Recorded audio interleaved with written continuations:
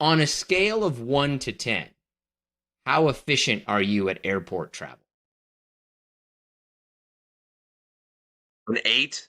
I'm a person that still will get to the airport 3 hours before a flight. I'm not waiting. Because I've never missed a flight. My wife has missed multiple flights, and she acts Mm. like it's not a big deal. And her telling me these stories, but I don't ever want to know what that feeling is like. I have also never missed a flight. I cannot imagine missing a flight. I don't understand the idea of being like, oh, you know what? I'm going to sleep in for an extra 15 minutes. Just get to the airport and wait. It's, Now, I'm not going to get there 3 hours ahead of time. That's a little bit much, but I'll be there too. I'll be there 2 hours ahead of time. I still want to risk it. Just don't want to risk it. Where do you think you could improve efficiency?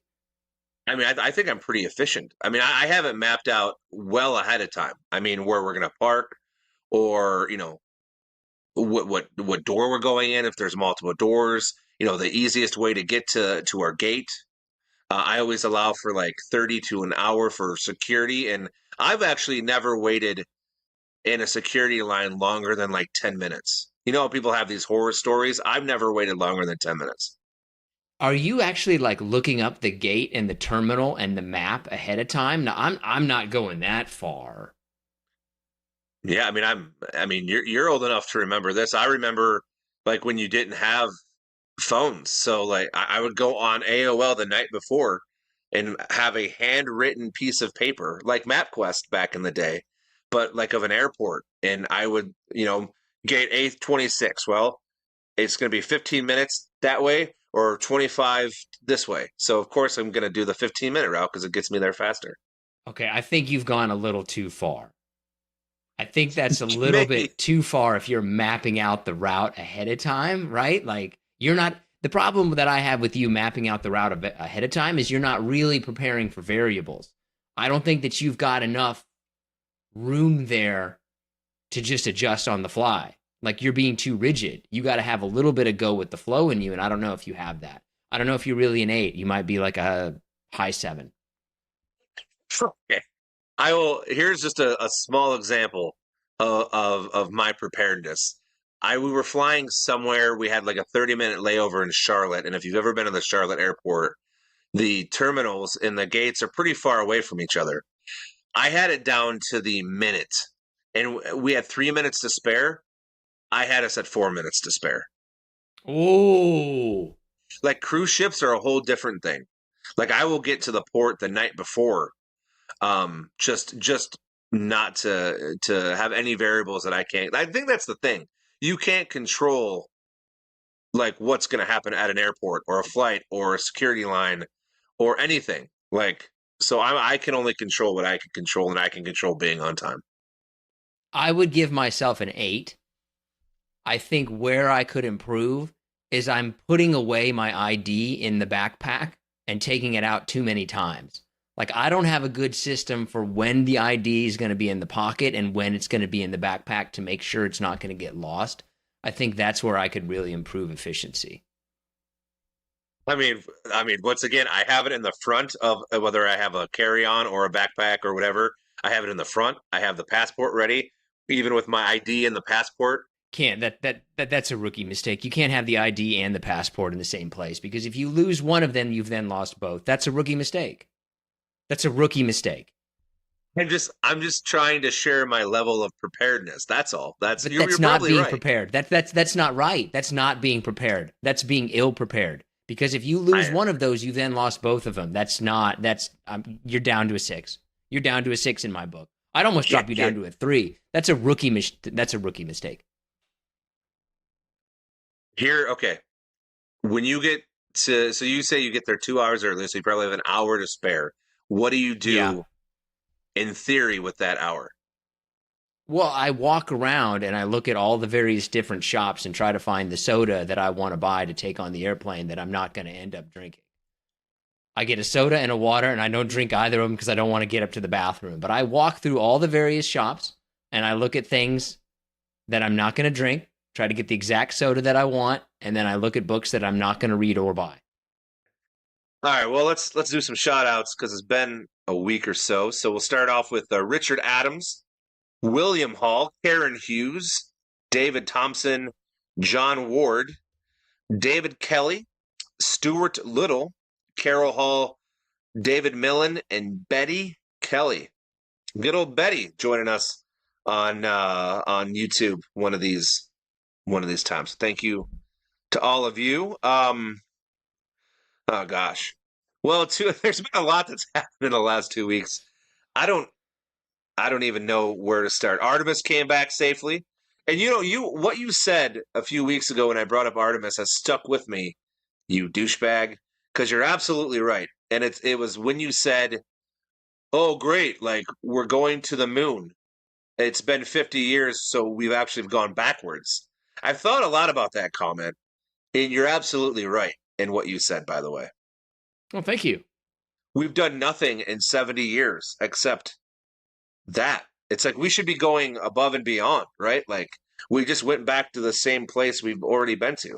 That's why I've paid like no attention to it. I don't really see this as a big achievement. I do think though that the difference between going to the moon and going to the Mars is orders of magnitude. And we might just not really be able to do that for a long time. And I don't think that if we ever do send somebody to Mars, I don't think they're coming back.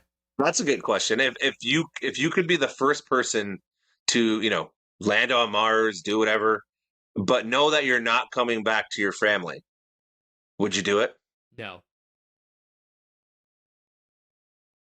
You'd have to What if you were like 65?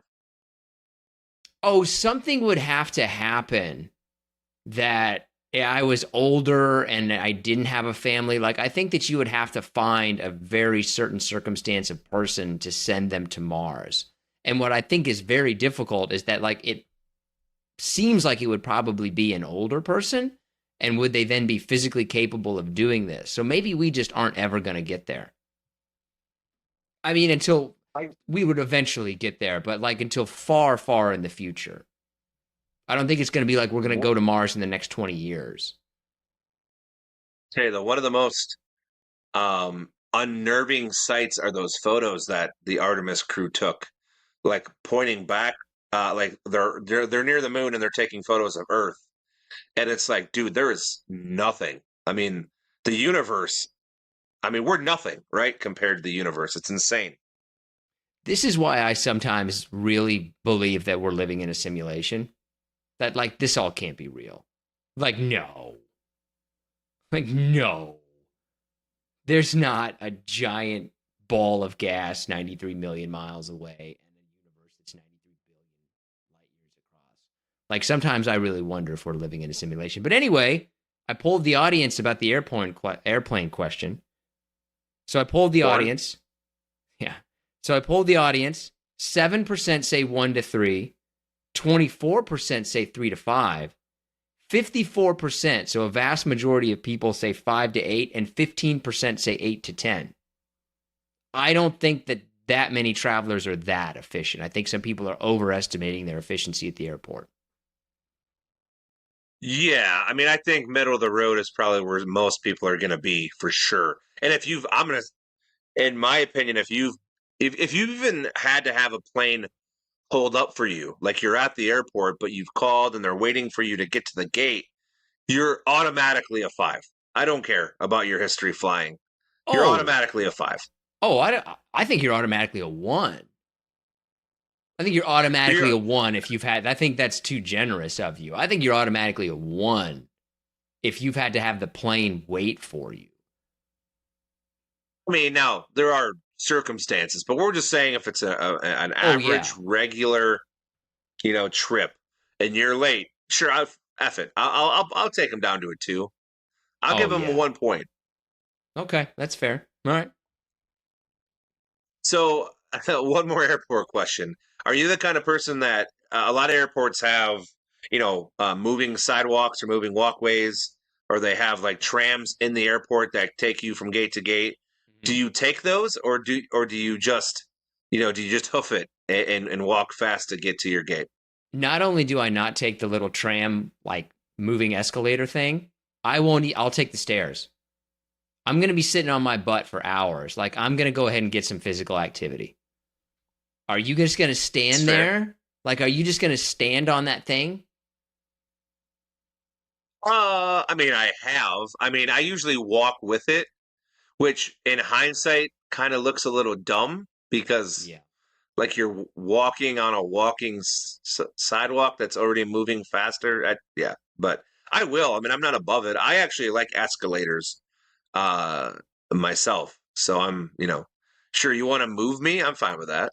I don't care. Man, that's a high level of laziness. I understand the escalators instead of taking the stairs, but that is a very high. You need, in my opinion, to not be an able bodied person to be on those things. Or you just need to be in a hurry and you got to get turbo speed. Like, I've got to launch myself off of this thing at 8 to 10 miles an hour.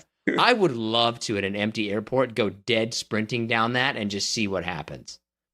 Anyways, I have a really good top five list. I think we should just go on into You want to that just today. go to that? Okay, okay. So our top five is top five movie villain quotes. What's your number five? So we're going all the way back to 1939 for my number five, and it is The Wizard of Oz, and it's the Wicked Witch saying, "I'll get you, my pretty, and your little dog too."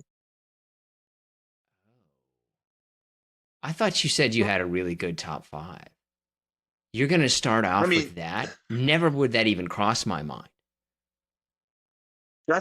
I mean, that's a line that has transcended entertainment. Like that is a line that you don't even have to know what the Wicked Witch or what the Wizard of Oz is, but you've heard that line at some point throughout your life. I have serious reservations about the rest of your list. That's where I that's where feel like you have that's where you have started off with your number five to me. okay, all right. Well, what's your number five? My number five is, but for me it was Tuesday. M.Bison in Street Fighter. Don't, don't. You got to You're gonna think say about my it. list? You got to think about it because he's basically saying that the seminal event in Chun-Li's life, the thing that has motivated her for this entire movie, that has transformed and set the path of her entire life, is a day that he doesn't even remember. Your entire life has been about getting revenge on me, and I don't even remember who you are. It was just a Tuesday to me.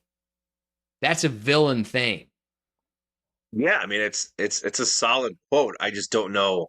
Out of all of them out there, I don't know if that meets all of Mm, my criteria. okay, okay. What's your number four? Say hello to my little friend, Al Pacino and Scarface. Very, I don't know if it's villainous in the way that it strikes fear into you, but it's a very memorable quote.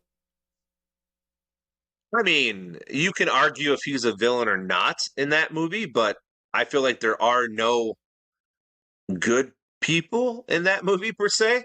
Like he's a villain and he's going down on his throne and he's murdering people. Like, and it's once again, it's my criteria is multi-layered and multifaceted and pointed. And once again, you don't ever have to see the movie to know what that quote is. Like you just know Yeah, it. I would agree with that. My number four is because you were home from the strangers, because I think it speaks to the idea that there is evil in the world, and sometimes it just might be your day. Like there was no other reason why they did all of these terrible things. It was just because you were home. All right, my number three is what is the most you've ever lost on a coin toss? Ooh. In a No way, Country for Old Men. the only thing I feel like hurts movies like that and the Batman movie with Bane, I can't remember the name of it off the top of my head, is that there's so many good ones from that movie that it then starts to kind of bring each individual one down. Like there's a bunch from No Country for Old Men that you could say, I think. Yeah, I mean, it's funny you say like the Dark Knight and the Batman. I don't know. I guess we'll see where the lists go. But I left off probably the most famous, you know, current gen of Batman quote, villain quote off my list. So I'll see if you put it on yours. Long live the king, Scar from the Lion King. Right as he chucks him, it's brutal. That's I knew brutal. you were gonna have a Disney quote on here somewhere. Okay. My number two, and this is a Homer pick, but I do think it's a great quote, and it's a Cersei Lannister out of Game of Thrones when she says, "When you play the Game of Thrones, you win or you die." This is movie quotes.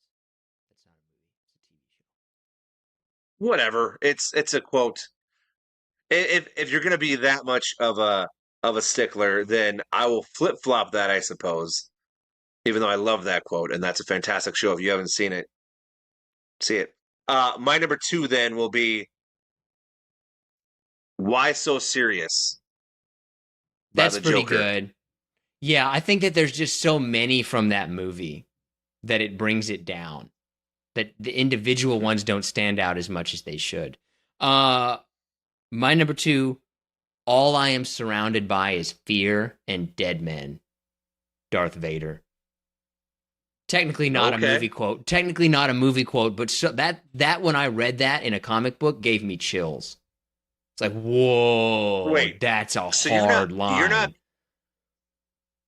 you're Yes, gonna not let me put Cersei Lannister in there, but you're gonna take something out of a comic book. I don't recall that. This is top 10. This is Hate top you. five villain quotes. I don't know what you're talking about. That's exactly why I said that to you because I knew my next one wasn't from a movie and I just wanted to antagonize you.